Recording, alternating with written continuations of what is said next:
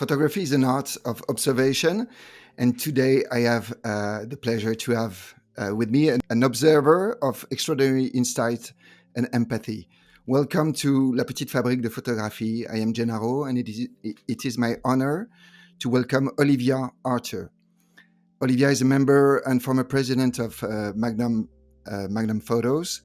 She's a visual storyteller whose work spans continents and cultures. She has explored the private worlds of Saudi women behind closed doors, wandered through the futuristic dreams and ghostly histories of Dubai, and most recently listened to the murmurings of the skin in her latest projects. And that's why I have her here. Latest book, The Murmurings of the Skin. Olivia moves between reality and imagination. Her images are at once documentary and poetic. She invites in this project into intimate conversations between past and present, self and society, body and technology. In this project, there's a sense of curiosity and compassion. Olivia's work has been described as deeply personal and profoundly evocative, and her career is truly inspiring. Olivia, welcome. Thank you. What a nice introduction.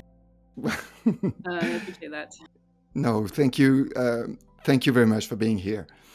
To start, I'd love to ask you about your creative process for this project, for Murmurings of the Skin. I have the book right there. Yes, thank you. And I loved it. I like your description that I've been listening while I've been listening. That's a feeling that I haven't heard it described that way, but it's what I'm trying to evoke with this idea of like this, that the emotions or the tensions that are floating around in the skin is what I'm kind of looking for or listening to. There you go. Listening listening as a photographer is a nice idea. Yes, I mean the book, the images. There is something really intimate with the people you photograph, but I mean it's something that I think you have done this in previous projects, but it transcends the traditional reportage or documentary photography, and I mean. I would like to know for this project what sparked this new project. Do you start with an idea, or this project emerged from different works? How did you This one start it? actually it does for me. It depends what I'm working on, and this work is very organic the way it came about. It was a change of there was a change of process, there was a change of approach. I started using large format in a way and started making portraits in a different way, and that coincided with this period where I was pregnant and I had just had my children. So I was also looking at my body, but it was also, this is not really work about me, but it's more about in a way my children's bodies, and kind of you have this very your relationship to the whole idea of what is physical changes a lot when you have children. All the like very practical things of just taking care of a body and making sure that it can kind of stay alive and eat and and all the rest of it. It all kind of ends of it. But it sort of turned me, rather than just focusing on that, I started looking outwards, and so that fascination then kind of filtered into my work, and I started making this work that looked at how we feel in our own bodies, how we feel or how we grow to feel comfortable with ourselves. And it's something that I say, which fascinates me, which is that as we get older and a bit more decrepit or broken, we kind of get more comfortable with ourselves. And it's sort of ironic, when we're kind of at our strongest and maybe most or fit the idea of a classical beauty, we feel maybe most conscious of ourselves. And so this idea of how we learn to be comfortable and learn to enjoy our bodies, I guess, in a way, or what they what they're able to do comes late. For a lot of people comes later. And so I started looking at that. But of course, a big part of how we feel about our bodies is how we relate to other people, and sexuality, and how we are intimate or connected to other people. And so again comes back to that idea of this feeling on the skin, like the touch of another person, that sort of search for a physical human contact became really important. So I sort of started looking in all sorts of different directions for this, and I had there are like little bodies of work that started out and that then become this whole. Sorry, that was a long answer to your question. Yes, I remember one of the project that for the waiting for your second child. I have to confess, it inspired me deeply because I had my second child during the COVID. So I Yeah. literally, I think, copied the idea or tried to do something. I mean, of waiting for my daughter, Yeah. who was born in June 2020. So it was right in this Okay. Yeah. middle, Yeah. A and, couple of and years I got later. Yeah. really inspired, by, and I felt that it might be one of the works that inspired you to reflect on the human body.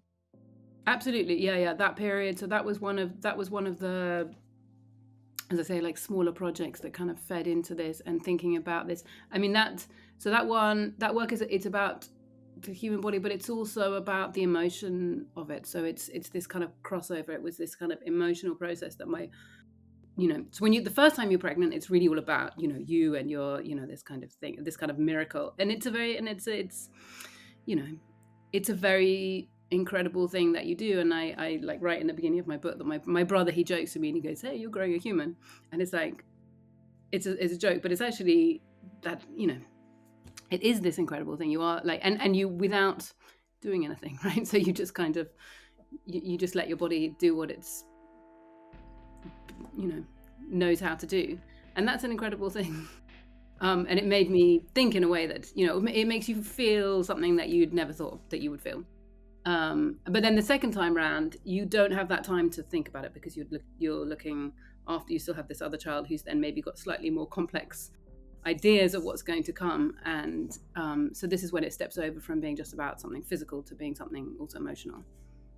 And I think, so that was an important, I guess a sort of stepping stone in that. At the same time as that, I was making this work about sexuality and, and sometimes being there, and at some point being quite heavily pregnant and going and photographing people, making these intimate portraits, which is kind of a nice thing to do as well. You've chosen the photo book as your main medium. I mean, you have a publishing company and studio.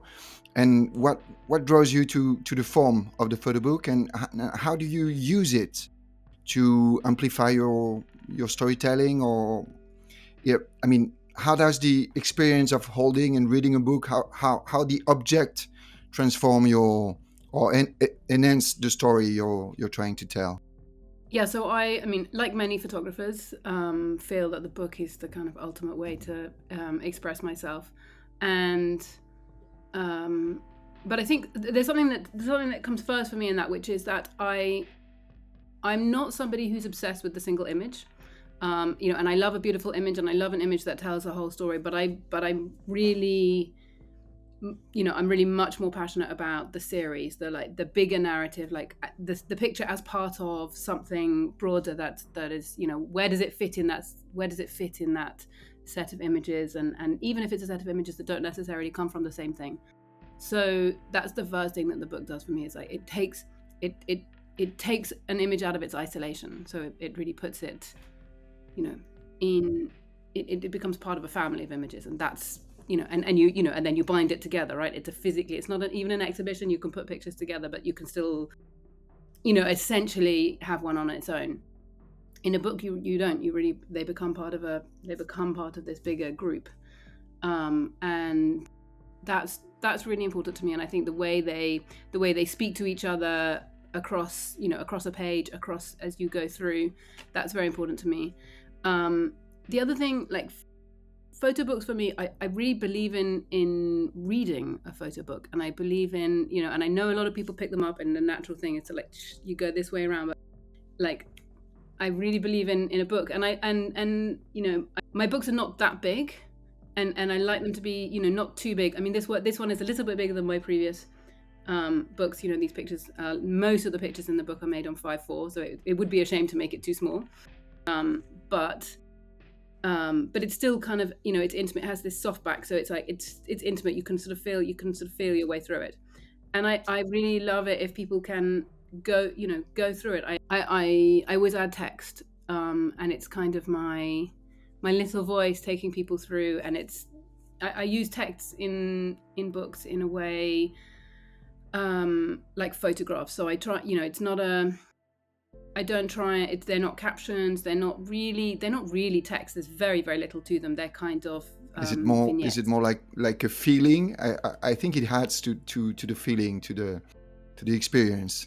The text In you're in this choosing. case, I mean, I've used text in different ways. So my first book that I did in Jedi Diary, the texts were missing images because a lot of the time I couldn't photograph what I was seeing, so they became like the missing images. So they're a little bit longer. They're anecdotes. In the second book I made, Stranger, the texts are actually direct. They come directly from transcripts of conversations that I've had, so interviews and other conversations. And so there's other people's voices. And, you know, in the way that they've said things. And this time it's very much my voice, and this journey has been quite long. You know, I've gone through many different things, you know, this sort of process with my kids, but also going out and exploring these ideas of sexuality, and then going on to see, you know, pushing that further, going on to see where we go with, you know, what can we do in terms of changing our body, or like trying to replicate this idea of the human body. And which is when it gets, you know, it sort of really opens up into this idea of we're sort of challenging ourselves. What do we think about that?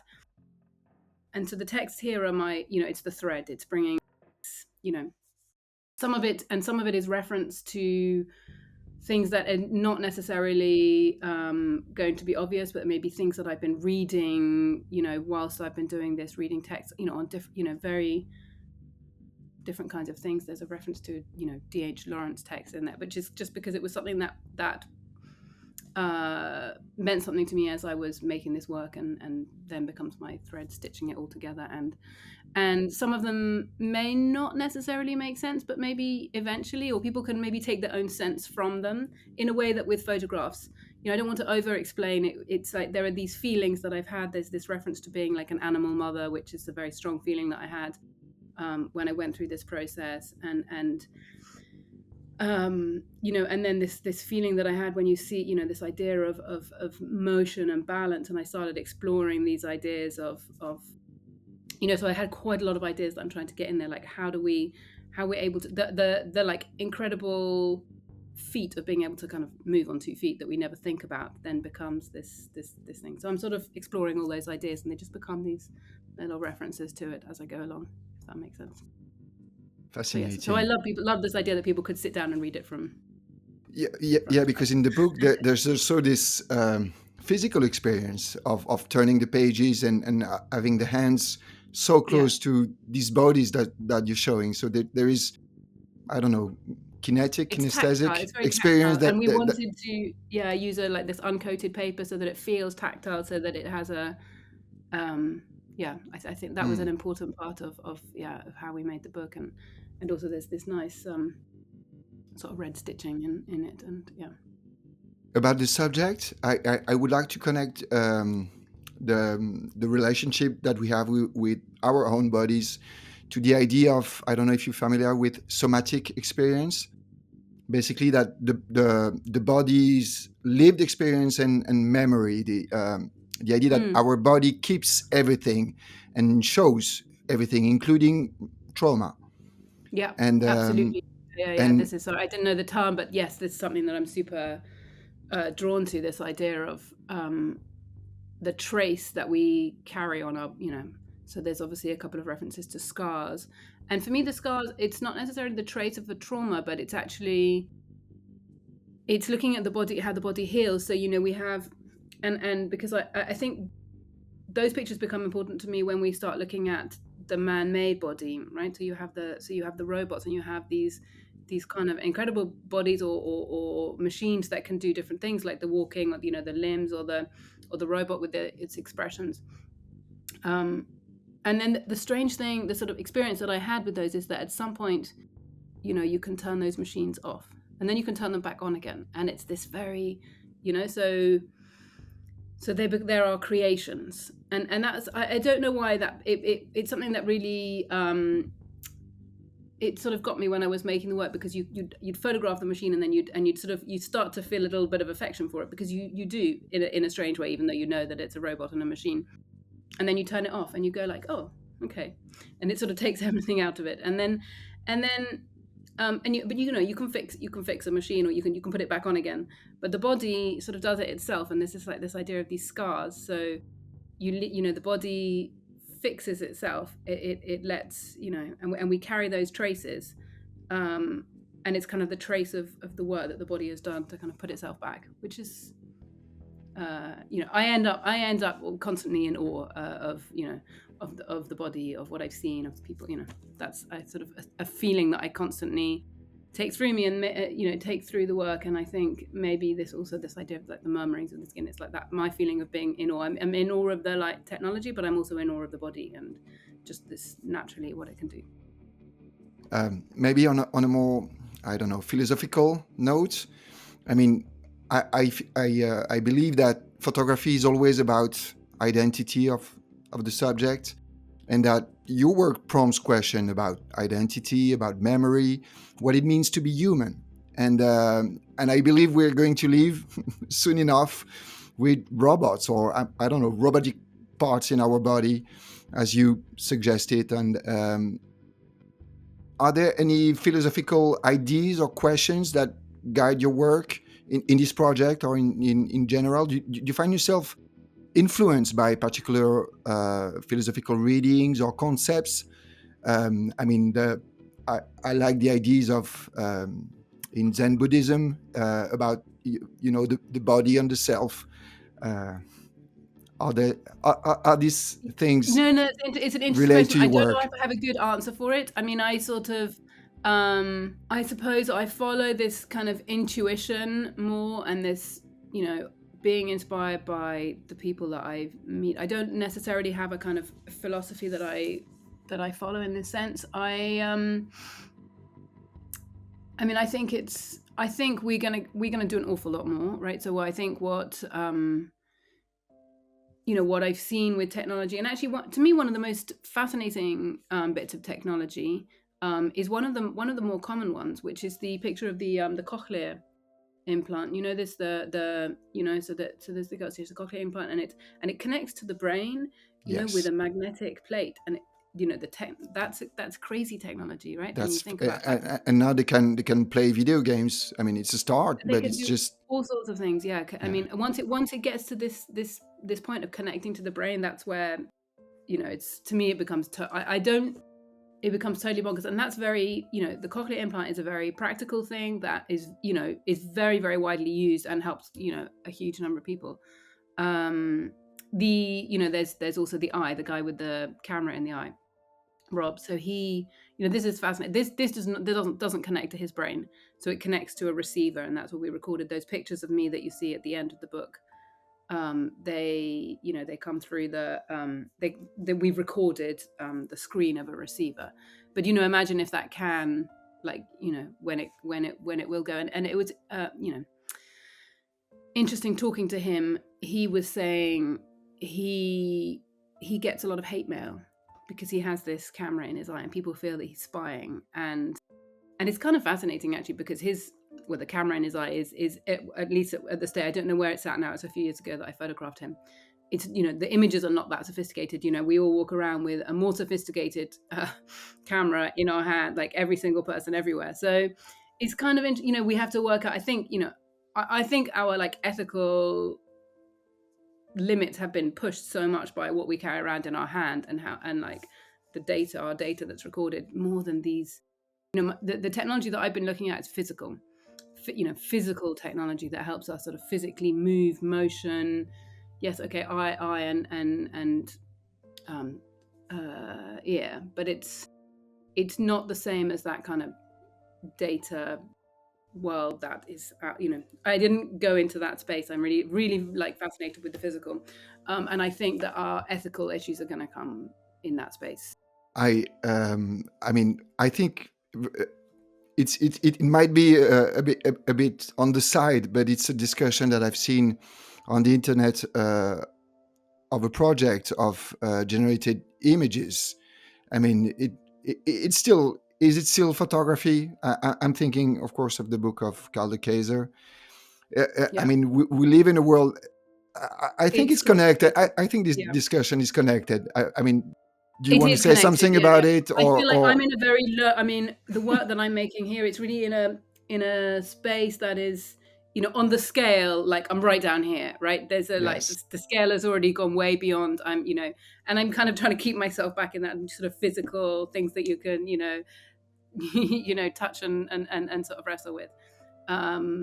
And maybe that's, yeah. I think that space of where we're going to go in terms of what images are going to mean, and how we're going to understand them is, I mean, there is a lot of work that we need to do to understand that, and to kind of put understanding around it, put brackets around it, and we're working on it. People are working on it. A lot of people are thinking hard about this stuff, and it's super important.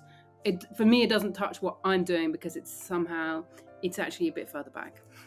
it It's a is. bit slower, but it's also, it's incredible technology as well. There's this guy Alex who lost all of his limbs, and he's been working with these people who make the motorized limbs so that he can so that he can use a hand more properly. He has a hand. He's incredible. He does an awful lot of stuff with his one. He said to me, this elbow, because he's got one elbow, and he's like, this elbow is my freedom. So because he has that elbow, he can do an awful lot more with his right hand, I think it is. And yeah, it's incredible. So they're then just having this technology that can then read the pulses in the muscles or in the nerves that are in the arm, and so that you can think about moving your arm and then move it. And it's, but they're still working on all of these things. That there is some way to go, but it's I mean, that's super exciting in terms of what it can do to help people. I think it's interesting because I think it's easier for us to have a reaction to that kind of technology. It's like clearly helpful, practical. I don't think we get into too much ethical problem there. We get it's the ethical stuff, and the when we start to feel that feeling in the skin is when you get to the faces. This is much more complicated. Faces. And this idea of the robot that who you can map whoever's face, the idea that it comes plain, so you It's can map true. the face of whoever you want onto it. And this is when we start to feel uneasy, and this is when we start to go, ooh,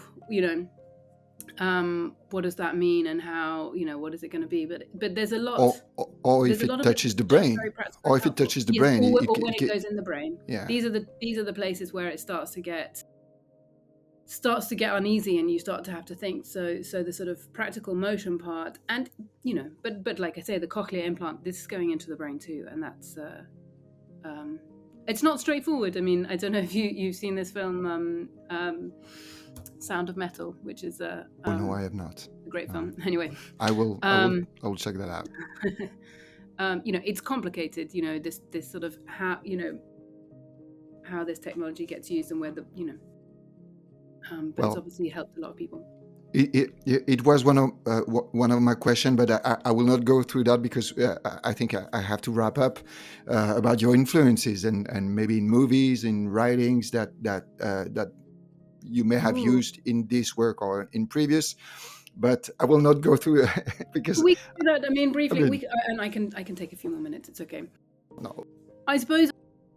I'm in terms of my influences. I guess I look quite a lot at early photography. I'm not necessarily going to give you specific names, but I think there is something, and it's maybe also just a period for me of like this slowing down, trying to make pictures more slowly. Whereas some people are pushing boundaries in other ways. Like for me, that's what I need to do. I need to kind of go slower, and I'm looking a lot at, I'm inspired by a lot of very early photography, particularly in terms of the portraiture, the kind of slower portraiture, when this kind of feeling of making someone's portrait that feels quite sort of magic. Because it was in the process of making this book. You were saying most of it was I made with already slowed five by myself four. down. Exactly. Yes. And in fact, so now I talk a bit about that, so I started working with 5x4 when I was making this work, and it really like opened something up for me. I really fell in love with that format. So I'm now using an even bigger camera. I have a crazy big 10 by 12 wooden box camera, and I'm making portraits and pictures on that. And that's sort of my next love affair is It's the bigger yeah, camera. slowing the time of the image, of the Slowing the time of process. the image. I mean, literally, right now I'm making very long exposures so that you do get this kind of you get something a bit longer. You get something a bit more mysterious. I'm curious. I'm interested in the mysterious. So this idea, what these places where you're not, it's not totally clear. This sort of where boundaries are not completely, you're not quite sure what you're looking at. So the pictures that I'm making now with the new camera, I mean, actually physically sometimes, a bit blurred, but they have a feeling in them, and it's more the feeling that I'm looking for than the like actual, just the precise representation. Maybe there are books or movies or that may inspire you, or are there Yeah, I mean, readings or? yes, reading. I mean, but in terms of, I read lots of different things. I mean, I love to read. I mean, I'm trying to think. What would I pick out? I like to read like really quite broadly for things. I mean, I'm now, because when you ask me that, what's in my head is what I'm reading for the work that I'm making now. Yeah, um, so because it's you're yeah, but already I love to working read. on a new story or on a I'm new already book. working on new work. Yeah, I'm Yeah. making new work that is about the coast in the UK and this kind of relationship with the water and the land, and so my brain's very full with those. So you're always reading. I mean, around the book or the project that you're working on, probably. Yeah. Exactly. I'm read and and quite broadly as well. So many different things. From, I mean, I'll read some nonfiction, but I'll read some fiction as well. And I think that's, I think I enjoy the fiction more. Like when there's a fiction based around a theme that it sort of explores a theme, but through a fictional story. But I'm trying to think of an example. But I'm always bad at like bringing examples up when No, I'm put on the it's spot. I'm fine. sorry. It's fine. And maybe to conclude, what does photography ultimately mean to you on a personal level? Why did you choose to tell stories with images? Is it something that I mean you have thought about? I have thought about it a little bit. I mean, I mean, there's a natural thing. I mean, I sort of fell in love with photography, and you know, do keep doing that again every time I sort of start something new or try something different. I'm someone who keeps changing the way I work a little bit, and I think that's a part of it. That's because it's not because I'm leaving things behind. It's because I'm kind of finding the next thing, and then I'm excited about it, and I need to, I need to experiment and to try a different way constantly. I mean, it's something that actually people often ask me with, because I have this background in mathematics, and it's like, okay, so you were a mathematician, how come you became a photographer? And I used to say, well, I sort of became interested in, I made a decision. I used to sort of think of it like this. I sort of chose the real world over the abstract world, right? But actually you can kind of turn that around. It can be also the other, which is the real world and which is the abstract world. It's kind of, it then becomes quite interesting when you think of it that way. And I believe there are a lot of mathematicians or scientists that, I mean, it's exploring the unknown. There is something Exactly. And it's very really creative as well. fundamental about, I mean, why we're here. And I believe that art and science may have a lot in common. Close, yeah. No, exactly. And I had sort of thought about that more, and I think there's this idea that, and I don't remember any of it now, but actually when I was studying, I did a little bit of philosophy of mathematics, which is quite fascinating. It's sort of it makes you think about what it, how we try and use we try to make systems to understand what's around us. We're trying to look for patterns. And so this is the thing that in a way makes sense to me. And what is photography really? This kind of photography that I'm doing, which is about looking for patterns. It's about trying to understand the world and looking for patterns. And so this is like where I've got to with understanding that. And I think it makes sense. We're exploring, we're trying to understand things. We see what we have, and we try and understand something broader, something more universal out of this, what we've got, this our limited sets, these pictures, these people that I've met, these things, and I try and understand something broader, and that's, I suppose, what I'm trying to do. Wonderful. Thank you. That's a wonderful conclusion Sense. for it.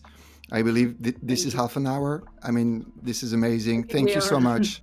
We are on half an hour. Yeah. Well, it was a really nice conversation. It's a pleasure to talk to you. Thank you very much, Olivia. And I mean, whenever you have a book, I'd be glad to have you again and talk about your next project. Thank you very much, Thank you very Olivia. much. Okay. Bye.